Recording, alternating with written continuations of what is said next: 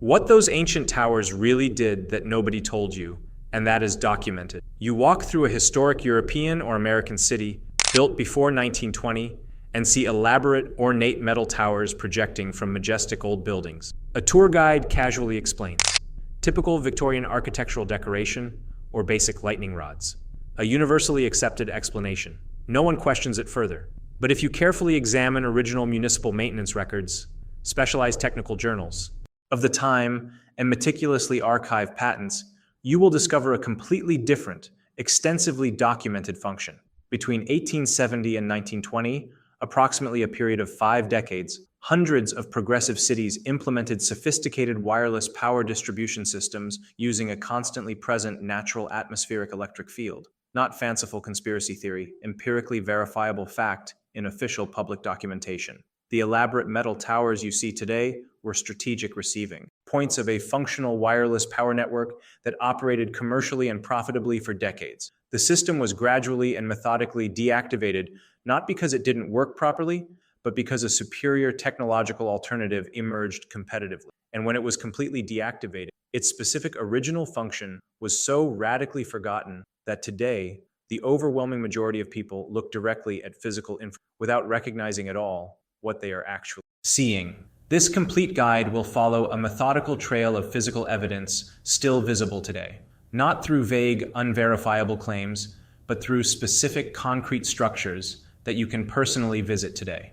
Distinctive towers in historic buildings, ceramic insulators on preserved roofs, elaborate metal configurations that make no logical sense as mere aesthetic decoration. Each tells a fascinating story of technology that concretely existed, functioned operationally, and then mysteriously disappeared from collective cultural memory. Let's begin by learning to recognize what you are actually seeing when you look at period-specific architecture. If you're intrigued by the idea that towers and metal structures you see in old buildings may have had a forgotten technological and want to explore verifiable physical evidence, not speculation, leave a like showing interest in the history of technology based on architectural remains. Subscribe for investigations that use still existing structures as primary evidence. Turn on notifications for analyses that connect visible architecture to historical documentation. If you value an approach that starts with what can still be observed today, click the Hypar button supporting research that goes to real locations and documents physical remains. Let's learn to see what's hidden in plain sight. Learning to recognize distribution towers versus conventional simple lightning rods. First essential skill, to visually distinguish precisely between a traditional common lightning rod and a sophisticated power distribution tower. Differences are specific, observable, and physically verifiable. A typical conventional lightning rod, installed after Benjamin Franklin's revolutionary discovery, is a simple vertical metal rod ending in a sharp conical point, connected by a single thick conductor to deep grounding in the soil. Its singular purpose is to provide a path of least electrical resistance for a dangerous atmospheric discharge to safely reach the ground. The design is intentionally minimalist and functional. The less exposed metal, the better it functions. An elaborate power distribution tower has completely different observable distinguishing characteristics. First characteristic, multiple radial conductors radiating. Instead of a single vertical rod, you see a geometric configuration of 4 to 12 metal rods, radiating from a central point like symmetrical spokes of a cartwheel. Second, distinguishing characteristic, abundant ceramic insulators. Distribution towers have glossy white or earth-toned brown ceramic insulators clearly visible at structural mounting points. A conventional lightning rod does not need ceramic insulators because it specifically wants current to flow directly to ground quickly. Distribution systems aim to keep current carefully isolated from the building structure. Third characteristic, horizontal orientation of some metallic elements. Lightning rods are strictly vertical and downward. Distribution towers have significant horizontal components, creating a hemispherical dome shape or an inverted umbrella. Fourth characteristic, disproportionately large size. A lightning rod adequate for a 4-story building needs a rod perhaps 3 meters high. Distribution towers in similar buildings have 10 to 15 meters of elaborate metallic structure. Fifth characteristic, visible connections to the building interior. If you can access the roof or attic structure, the distribution tower has multiple thick conductors descending to the interior connecting to technical equipment. Lightning rods have a single conductor descending externally for visible grounding. Sixth distinctive characteristic, multiple strategic groupings. Buildings with atmospheric distribution systems often have multiple towers, regularly spaced strategically along the roof, creating a reception network. Lightning rods are usually a single solitary installation at the highest point of the structure. With these 6 specific technical criteria, you can critically examine buildings in your own city today. Specifically, look for buildings from 1880 to 1920, historic hotels, industrial factories, municipal government buildings, old hospitals. Observe roofs carefully. You will begin to see distinctive patterns. Towers that are clearly more elaborate than necessary for lightning protection. Geometric configurations that make no logical sense as mere decoration. Ceramic insulators that serve a specific technical function. Physical evidence is literally above your head, patiently waiting to finally be recognized. Documenting specific verifiable cases with exact location and addresses. Let's leave abstract theory aside and examine verifiable concrete examples with precise specific addresses. The historic Belmont Hotel in Massachusetts, built in 1891, still has its complete roof-mounted power reception structure preserved. 5 strategically spaced metal towers run the length of the building, each with a geometric radial configuration of 8 copper conductors, with glossy white ceramic insulators visible on the structural mounts. Original construction records archived in the city's public library explicitly specify atmospheric collection system installation in the original detailed budget. The physical structure is still intact today. You can personally drive to Belmont, Massachusetts, locate the hotel at 45 Main Street, and take detailed photographs from the public. Street. The historic Pemberton Textile Mill in Lawrence, Massachusetts, built in 1887, has 3 impressive large towers on the roof of its main industrial building. Each tower has 12 radial copper conductors, forming a characteristic hemispherical dome. Earth-toned brown ceramic insulators are still intact and preserved. The factory is now modern office space, but the roof structure remains unmodified from its original location. A detailed catalog of industrial equipment from 1889, meticulously preserved in the Smithsonian Institution archives, explicitly lists Pemberton Mills, Lawrence, Massachusetts.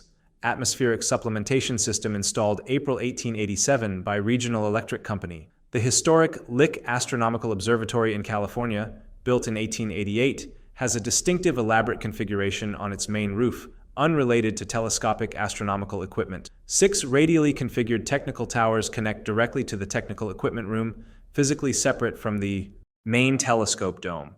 Detailed personal diaries of founding director James Lick from 1887 specifically mention installation of atmospheric potential collector for reliable emergency power supply of delicate scientific instruments. Original handwritten diaries are available to researchers in the observatory's preserved archive. The imposing state capitol building in Lansing, Michigan, has elaborate ornate towers strategically placed at 4 corners of the main roof, installed during an 1879 architectural renovation. Each monumental tower has 8 thick copper radial conductors, robust ceramic insulators, and substantial connections to a basement where archival records show the atmospheric battery room operated continuously until 1903. A technical room still physically exists in the basement, although electrical equipment has been removed and sold. A commemorative bronze plaque on the wall permanently identifies the space as Electrical Storage Room, 1879-1903 operation. These 4 specific examples are not unique and exceptional. They are typical representatives of a much broader pattern. Every American or European city with a population over 10,000 in 1900 likely has at least one historic building with a similar preserved structure. The vast majority of people pass by every day without even recognizing it. With technical knowledge of what to specifically look for, you can become a dedicated urban archaeologist of forgotten technology in your own hometown. Examining conclusive evidence in municipal records and period technical journals. Physical architectural evidence is visually compelling, but archival documentary evidence is definitively conclusive. Official municipal records from the period explicitly mention systems in detail. Official minutes of the Boston City Council from March 1885 include formal approval of permission for the New England Telephone Company to install specialized atmospheric potential distribution poles along Tremont Street for supplementary power to operating telephone exchanges. 9 metal poles were officially installed. 3 still physically exist today as preserved historical decorative poles in front of the historic Parker House Hotel. Philadelphia's official building code, revised in 1888, includes an entire detailed section on regulations for the installation of atmospheric collection systems in urban commercial buildings. It rigorously specifies minimum tower height, regulated distance from insulators, minimum thickness of copper conductors, and minimum battery storage capacity. The complete code is permanently archived in the city's Historical Records Department. The specialized technical journal Electrical World published an extensive article in September 1892 entitled Rapid Expansion of Atmospheric Networks in Medium-Sized American Cities. The article specifically lists 47 American cities with verified operational systems, the precise number of buildings connected in each city, and the estimated total capacity in watts. Cities range from Hartford, Connecticut, with 12 connected buildings, to Chicago, Illinois, with 89 buildings. The complete journal is available in a preserved collection of the Library of Congress. The prestigious Journal of Franklin Institute of October 1895 published a comparative technical study comparing the operating costs of atmospheric systems versus traditional steam generation for a 200-bed hospital in Baltimore, Maryland. The study technically concludes that atmospheric systems saved a substantial $340 annually in fuel costs, but with recent connection to the municipal grid, savings no longer justify maintenance of additional separate systems. The British technical journal, The Electrician of June 1898, extensively documents the rapid decline of atmospheric systems in cities connected to centralized municipal networks. Technically, it is observed that while systems continue to operate functionally in remote rural areas without grid access in developed urban centers, they are being progressively deactivated in favor of more reliable municipal electricity. A consistent pattern, documented extensively, is absolutely clear. These systems existed concretely. They operated commercially and profitably. They were gradually and methodically replaced by economically superior technological alternatives. Then, they were completely forgotten from popular cultural memory. Tracking, how technology was intentionally removed and systematically forgotten. The complete disappearance was not accidental or fortuitous. It was a deliberate, systematic process with verifiable, documentable stages. First identifiable stage, complete cessation of new commercial installations. Official patent records show the last significant patent for atmospheric gathering equipment was granted in 1907. After this date, no new patents in this technical category were issued. Manufacturers progressively stopped producing equipment because there was no commercial demand. Second stage, methodical decommissioning of existing operational systems. Preserved corporate and municipal records show a concentrated period of removal from 1905 to 1920. Hotel after hotel, factory after factory, had atmospheric systems disconnected when connection to the municipal grid became economically available. Third stage, selective physical removal of components. Rooftop metal towers were expensive to remove completely. Many were simply disconnected electrically and left in place physically. Interior equipment, however, had substantial salvage value. Lead-acid batteries, brass voltage regulators, and copper wiring were systematically removed and sold as valuable scrap. Fourth stage, deliberate functional reclassification. Remaining towers were mentally reclassified arbitrarily. In official records from the 1920s, buildings that previously specifically listed atmospheric collection system now generically list Victorian roof ornament or historical decorative lightning rods. Technical function was completely forgotten. Architectural form remained visible. Fifth stage, systematic omission from educational curricula. Electrical engineering manuals from the 1890s included detailed chapters on atmospheric collection. Editions from the 1920s make no mention of it at all. The generation of engineers trained after 1920 never learned that the technology existed commercially. Sixth stage, termination of specialized technical expertise. Engineers who designed and maintained systems retired or passed away between 1920 and 1940. Detailed technical knowledge was not transmitted because it had no professional value in an era of abundant electrical grids.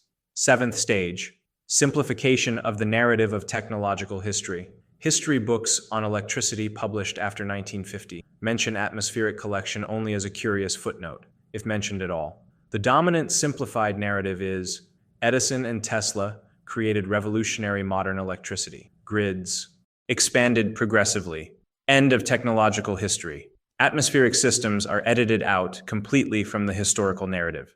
The result of this seven-stage progressive process is that in the 2020s, you can look directly at the physical infrastructure of a wireless distribution system and not recognize what you are seeing because knowledge of its function has been systematically erased from cultural memory. Analyzing why systems were abandoned. Despite working crucial question, if the systems worked, why were they abandoned? The answer isn't conspiracy theory, but economics and convenience. First limitation, low power. Atmospheric systems typically provided 10 to 100 watts per collection point, sufficient for emergency lighting or instrumentation, insufficient for industrial motors or heating. As electrical demand grew with the proliferation of appliances, atmospheric contribution became insignificant in percentage terms. Second limitation, variability. Available power varied with weather conditions and time of day. On a clear, dry day, collection was minimal. During an approaching storm, it increased dramatically. This inconsistency required substantial battery storage and made the system unsuitable as a primary source. Third limitation, specialized maintenance. Rooftop towers required regular inspection for corrosion. Ceramic insulators broke in the ice and needed replacement. Connections oxidized. Storage batteries required monthly maintenance. Expertise was scarce and expensive. Fourth limitation, opportunity cost. Towers occupied valuable roof space. As urban real estate values increased, using rooftops for equipment that provided marginal power became economically questionable. Fifth advantage of a centralized grid, reliability. Municipal grids provided consistent power 24 hours a day. Atmospheric systems were supplementary at best. Sixth advantage, scalability. To double atmospheric capacity, you needed to double the number of towers. To double grid capacity, you only increased connectivity. Seventh advantage, operational simplicity. Grids only required paying the bill.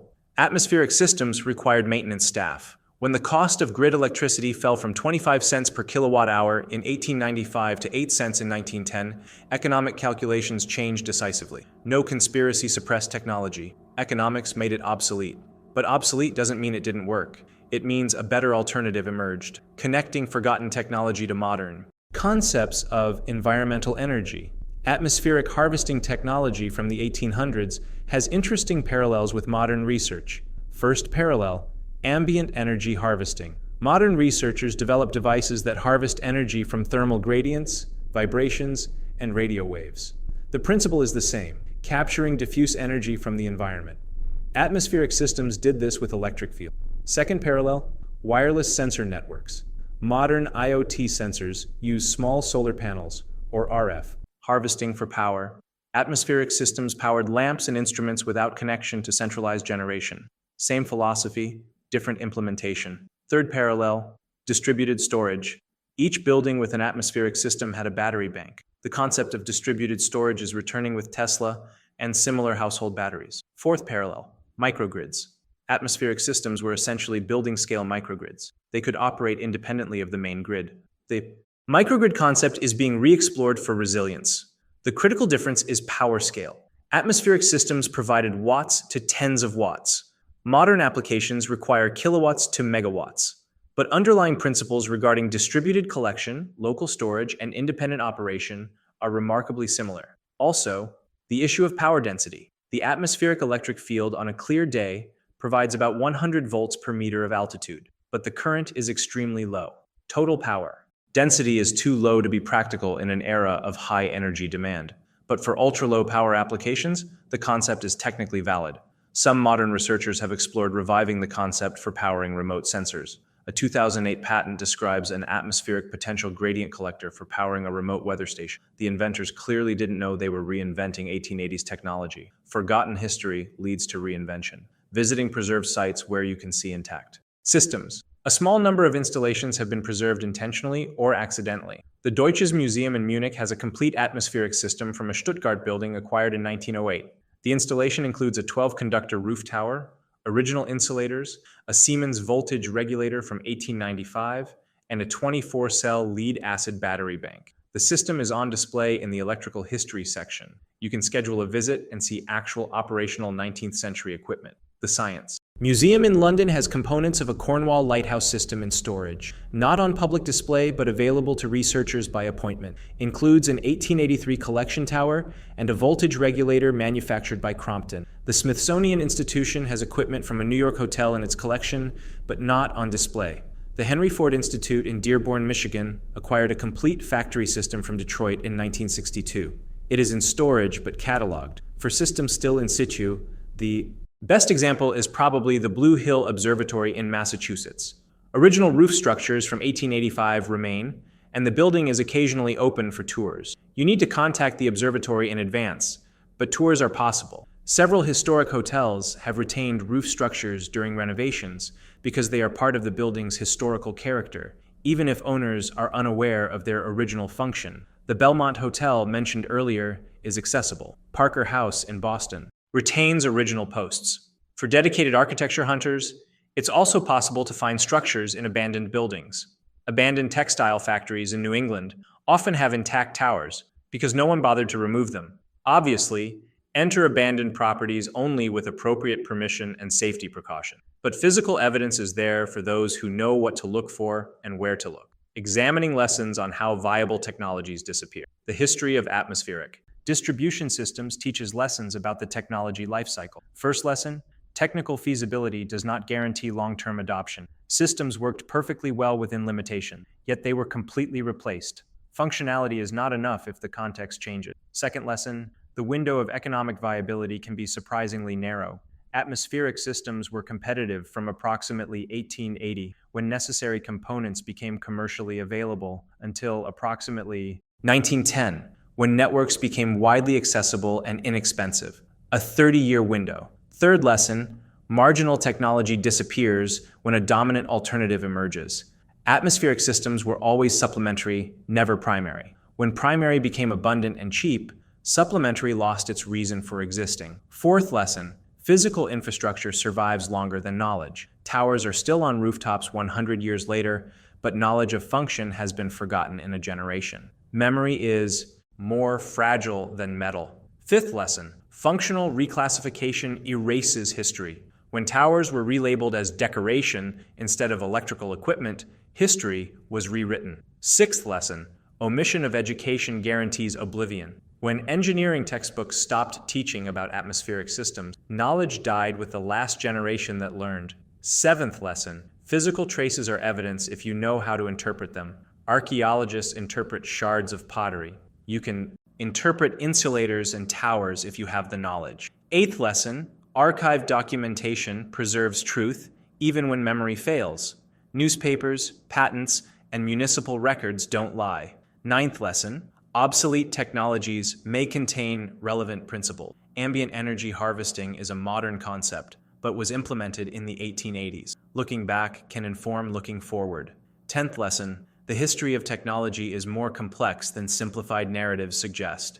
It wasn't a straight line. From Edison to the modern grid, there were side branches, experiments, and technologies that worked but didn't persist. Applying the research method to other forgotten technologies.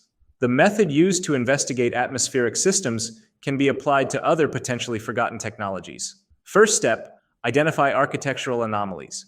Structures or configurations that don't make sense with conventional explanations. Second step, research construction records. Original building plans often. Identify the function of features that are mysterious today. Third step, examine period technical journals. Engineers wrote about what they were doing. Professional publications are a goldmine. Fourth step, check patent records. Patents describe technology in technical detail. Patterns in patents reveal what was being commercialized. Fifth step, track manufacturers' catalogs. Companies publish catalogs listing products. If multiple manufacturers offered similar equipment, it indicates a real market. Sixth step, follow money trails in corporate and municipal records. Budgets show what was purchased. Invoices show what was installed. Seventh step, examine maintenance manuals and building codes. Regulations reveal what was common enough to regulate. Eighth step, search correspondence in the personal files of engineers and architects. Letters discuss practical challenges. Ninth step, visit physical locations and document. Photograph, measure, compare with documentation. 10th step, synthesize physical, documentary, and contextual evidence. This method is not speculative. It is evidence-based research, and it can be applied to any technology from any period. There are probably dozens of technologies that functioned commercially for limited periods and then forgotten: pneumatic communication systems, mechanical synchronized clock networks, evaporative refrigeration systems. Each leaves physical and documentary traces. Each tells a story about how technology evolved. In Adzelor, conclusion: what does the still visible network teach us today? Returning to the original question, what did the towers and structures you see on old buildings do? Evidence-based answer: many were receiving points for wireless power distribution systems using atmospheric electric field harvesting. These systems operated commercially from approximately 1880 to 1920. They provided low-magnitude supplemental power for lighting, instrumentation, and battery charging. They were gradually decommissioned as centralized power grids became available and economical. Physical infrastructure remained, but function was forgotten. Today, you can see traces in hundreds of cities if you know what to look for. The value of this history is not nostalgia for inferior technology. Atmospheric systems were limited and rightly replaced. The value is understanding that the history of technology is not a simple march of progress. It is a complex ecosystem where multiple approaches coexist, compete, and are selected by economic and technical forces. Some technologies that disappear were inadequate. Others were adequate for their time, but became obsolete when context changed. Distinguishing between these cases requires looking at evidence, not assuming. It is also valuable to recognize that cities are palimpsests, layers of technology built upon layers. Each generation adds its infrastructure and partially erases what came before, but traces remain. Learning to read these traces is learning a richer and more complex history, and ultimately, the value of questioning simple explanations. When someone says it's just decoration or it's just a lightning rod, it's worth asking, are you sure? Have you looked at documentation? Have you examined details? History is literally above our heads, waiting to be rediscovered. If this investigation into how metal structures in old buildings tell the story of a forgotten wireless power distribution network has expanded your understanding of the history of technology through verifiable physical evidence, please like this video supporting research based on architectural traces and archived documentation. Subscribe for more investigations of forgotten technologies using physical evidence methods and historical records. Click on the video appearing on the screen for related analyses of historical infrastructure. Thank you very much for your time dedicated to learning to see the city as an archive of technological history. See you in the next investigation of what is hidden in plain sight.